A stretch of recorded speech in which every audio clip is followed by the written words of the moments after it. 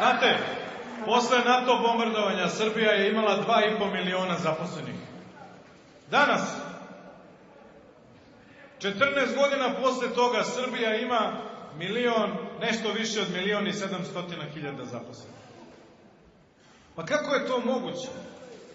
Pa kako je moguće, kakve su to reforme i kakav je to progres u Srbiji kada ima sve više nezaposlenih, sve manje zaposlenih, sve više siromašnih, sve više bogatih u odnosu na siromašne slojeve stanovništva, gde oni koji su se borili za svoju zemlju danas se proglašavaju tehnološkim viškovima u svojim preduzećima, gde danas trudnička, porodiljska bolovanja postaju predmet rasprave da li će se menjati ili ne u reformi i promjenama nekih zakona.